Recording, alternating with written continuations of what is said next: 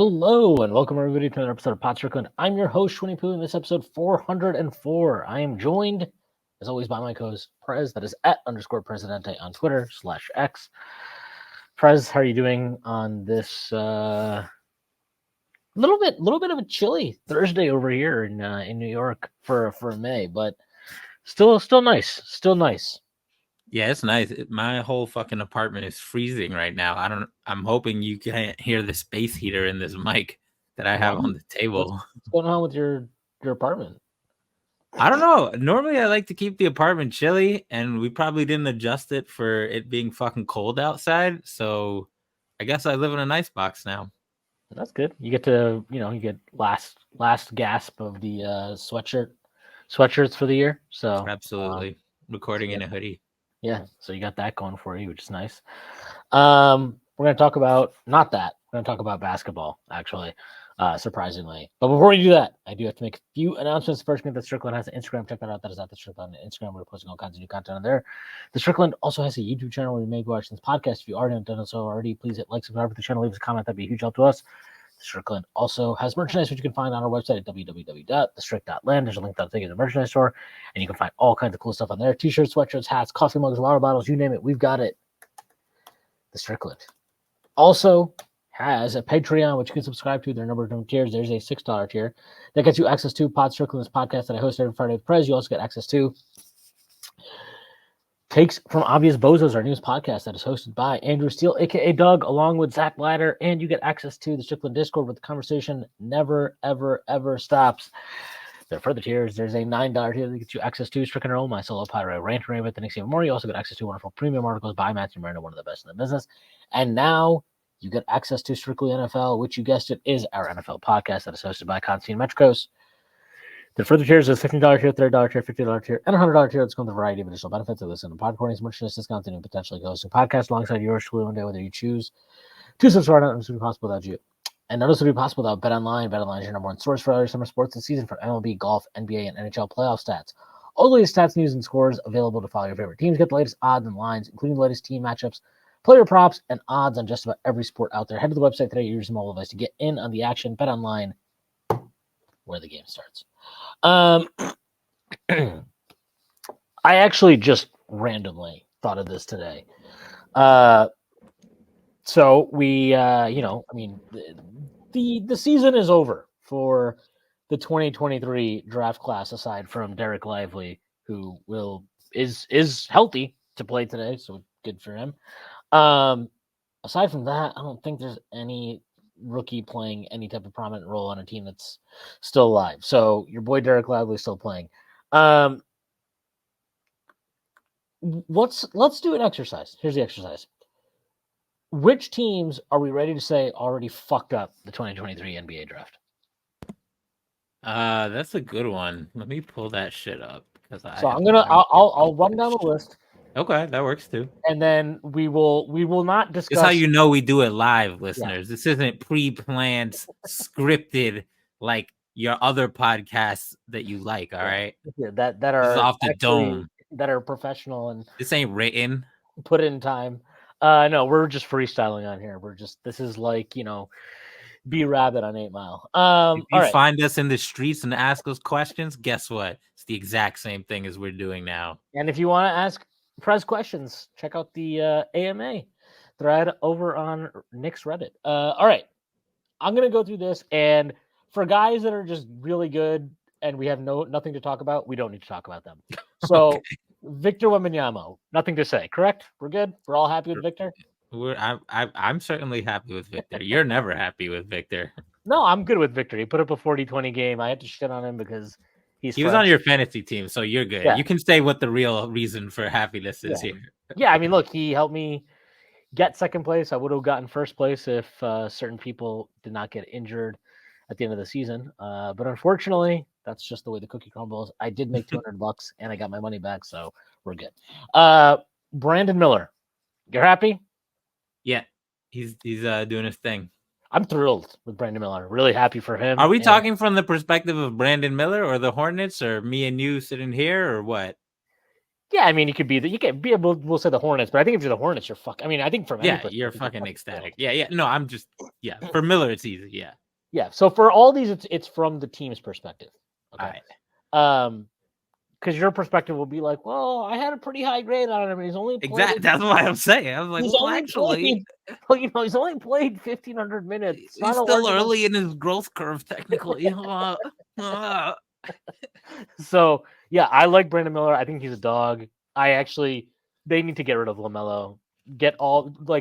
Drain the swamp, as happened today, 34 times. Listeners, I want to do a quick tangent. We were debating LaMelo like a week and a half ago in the Discord, and I was like, I was the fucking one person who was like, man, his talent is so great, and he's improved in some basketball things every year. And everybody else unanimously was like, Prez, shut the fuck up.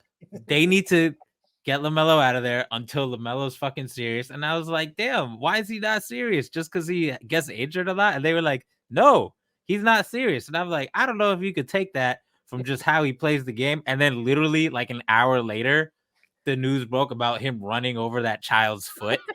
And the child wanted the autograph. And then like just in the comment section, apparently, of like every post is like, yeah, he exits the arena and immediately like Fast and Furious is down the street and runs red lights. And I was like, okay, this one is an L for Prez. Yeah, he's I living brought his this life. one on myself.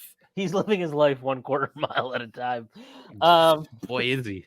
But yeah, look, I was all about trading LaMelo last year. You were. But not to toot my own horn, because the guy I said that they should draft and then build around is number 3 here, Scoot Henderson, who had a terrific, one of the worst seasons ever. Yeah, just like, so this is the first one where I'm like, if you're the Blazers, Scoot, there's no way you're happy with it. The question is, are you so unhappy that it affects your game plan as a franchise? Okay, so here's an easy one in terms of that.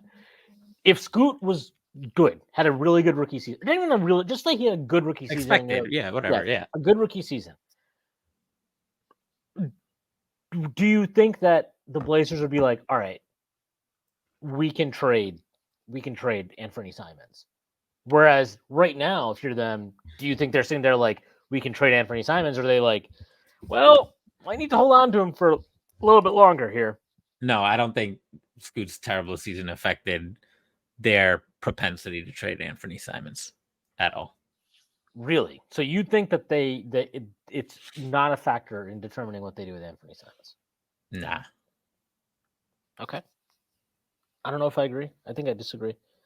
He's solid, and like, he's definitely their best guard, but like, I mean, I would trade him anyway. But. Yeah, that's what I'm saying. I think like, I don't think he's some untouchable, and I don't think you change that now. They're just stacking chips. Like, and I think they've kind of made that fairly clear, right? Like they got Ayton, they got Rob Will, they got Brogdon randomly there to attempt to steady the ship. It's just like, I just don't think they care much about like, well, like we need guard depth right now. Oh, like they were fucking playing my guy Buju Banton minutes at the end of the year, and he was putting up numbers. Like if a good offer comes for Simons, maybe they pull the trigger, but I don't think they care right now for Scoot.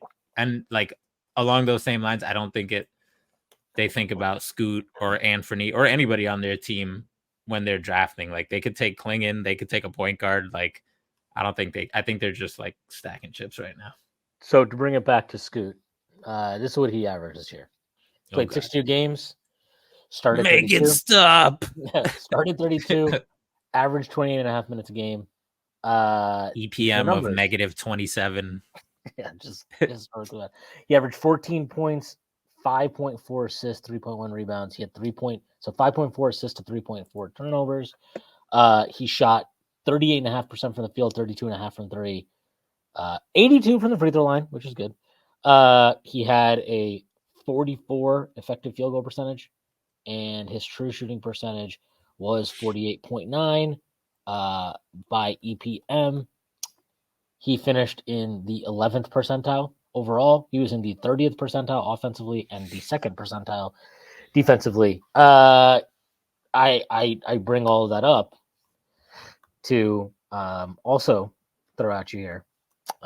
One of the great Knicks of all time, who had a tremendous rookie season.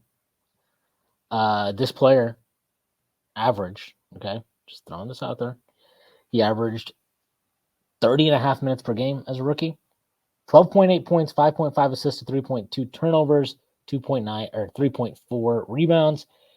He shot 36.4% from the field, 31.9% from three, had a 40 and a half effective field goal percentage, and had a true shooting percentage of 43.7. Can you guess who this player is?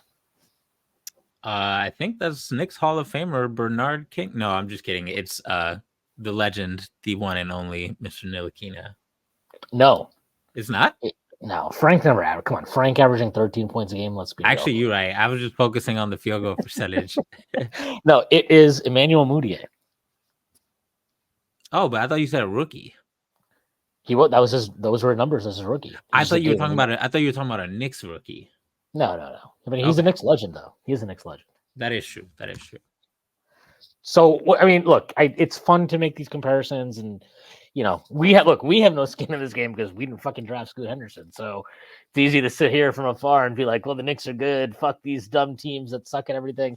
But like, do you think are you worried at all that like the fucking numbers line up with Man Mooney, or are you just like, look, yeah, I'm fucking worried. No, of course I'm worried. I don't believe in the idea that if somebody has a bad rookie season, you can just throw it out because they're young. I think that's part of the sample, just like his first Ignite year should be part of the sample, and his second Ignite year was part of the sample. I think there's a bunch of factors as to why he was bad on offense in particular. His game relied so heavily on mid-range jump shooting for volume scoring that it should have been a flag that he had the potential to just start his career rough if he didn't nail that shit, and if he didn't shoot like fucking prime playoff Ryan Nembhard from mid-range, which he didn't. Andrew Nembhard. Andrew Nembhard, yeah, my bad. Ryan Nembhard is still at school. he's another one. Yeah, and like he shot it a little better after the All-Star break, like 40, 35, 82 TS all the way up to fucking 50, or technically 49.9. His plus minus got way worse after the break, but anyway, it's all to say, like, we knew he wasn't gonna shoot the best from three or at the rim to start, so it was just a really rough start for him offensively because he was a 0 level scorer, to be frank. Like, it just, let me see what his free throw rate was. His free throw rate was like 26, which isn't bad for a rookie, but it's not enough to like buoy his efficiency. 42% from two, like the numbers aren't good, right? Which you pretty much summarized well. He needs to shoot from mid-range next year. Like, you can't not. Like, he shot from 10 to 16, he shot 45%, which is fine. That's actually pretty good, but it wasn't a high enough percentage of his shots to really matter. It was only 17% of his shots. And you can't be dog shit everywhere else. Like 50% close to the hoop, 30% 3 to 10 feet, like close floater range, 32% long twos, 33% from three. So he just needs to shoot it better from mid-range and just not be fucking atrocious at the rim and from floater range. And he was so bad this year that I'm inclined to think that's going to go up just because it's hard to be that bad 2 years in a row as a young player who's supposedly getting better and healthier. But I'd still be fucking worried. Like, it's hard, right? He's 6'2". The biggest concern for me, and it's like actually the same exact concern I had after watching Mudiay as a rookie. It's like, both of these guys got compared to like these downhill, fucking super dynamic, penetrating guards, right? Like, I think Scoot got a lot of Russ. I think Emmanuel Mudiay got John Wall and Russ. Like, it's the normal comparison that happens for these big guards. I remember watching Moody as rookie, and I was like, when is the like super awesome Where does he dynamic? get the speed? Yeah, where's that whole like super dynamic athlete stuff coming in? When is that happening? Never happened. I watched Scoot last year, did not look very dynamic. And I know he had some injury right before the season started, and people talked about that as maybe something that held him back. I never know what to do with that because apparently, I was told that Tyrese Halliburton couldn't play basketball anymore after he hurt his hamstring in January, but then all of a sudden, in Game 3 of the second round, he was able to play basketball again. It was very, very cool to see how that all works out. So I don't know what to do with injuries. All I know is that when I watched him, he did not look athletic. He didn't look like the best athlete on the floor almost any time I saw him. And that's concerning because when you're young, it's almost like that's if you're supposed to be this like, oh, he's Russ 2.0 or something, like, yeah, well, you know what? Like Russ came into the fucking league and was a top 5 athlete, like from day one. If Scoot isn't that, even if look, there are athletic gains to be made. We've seen that with various players in the Knicks over the last few years. But like, you're not going from like average to like, oh my god, this guy is nuclear fucking athlete that can float in the air type shit. Like, you're not. That's not happening. And that, honestly, I'm gonna. I would look to trade him. I would look to trade. I would just move on. I don't see it. I don't see it at all. Yeah, I mean, that's fair, knowing how you view team building, where at the first sign of inefficiency, your first instinct is to immediately trade before everybody else figures out the secret of I don't know, dude. what. I think the league might have figured out Scoop fucking sucks last year. Well, here's a an extension of this hypothetical. Like, if they were like, we want to trade Scoot, what do you think his value is? And I know this is like an impossible question because there's literally no precedent for that, right? But I mean, if you had to just pull some idea out your ass, like, what would you think? Knicks trade both of their Not first. not necessarily the Knicks, just like in Yeah, no. I whatever. mean, I think that's what it is. It'd be like a team maybe that has extra draft capital in this year's draft, but has a couple picks maybe later. Yeah, look, let me pull it up right now. 2024 NBA draft order. Let's see. I'm sure OKC has like 6 billion fucking picks and stuff that they do. All right, so Houston they have 1 pick actually. They don't have 2. Oklahoma City has 2, right? No, I guess not. I don't know. Yeah, no, they don't. They have 1. Okay, who has 2? Toronto should have multiple. Toronto, Portland, San Antonio. Yeah, San Antonio, I'm pretty sure has multiple. Yeah, San but those Antonio is a good hypothetical for me to put on Twitter because they have 2 high ones, and Scoot, in theory, would be the easy number 1 pick in this weak class this year, right? So I'm definitely gonna throw that on the TL. I mean, you could do like, look, I don't know. It's always weird because you don't want to stay anchored to like pre-draft evals Right, for too long, exactly. but like at the same time, you presumably like you're assuming to some degree, hey, yeah, he sucked as a rookie, but this guy was viewed as like what at worst a consensus top 3. He was a consensus top 3 pick. Yeah. A year ago, prior to the draft, for years, basically in that class, right? It was like, all right, no, he's going to be the second best guy. He was written. Yeah, he was penciled in early. Yeah, and if you're a team like, let's say you're the Lakers, you're the 17th pick. Is that a guy that you would just be like, hey, you know what? We need to take some risks and we need to take a shot on talent, and we're unlikely to get somebody who's going to really seriously move the needle for us with the 17th pick. So maybe like, and if you're Portland, I mean, the other part of this that sucks is like for Portland, it's like, can we actually just, because if you're, it's not necessarily just selling it to your fans. Because I actually feel like NBA fans to a certain degree would like, I think their fans could reasonably look at it and be like, okay, so they just figured he sucked and they cut their losses.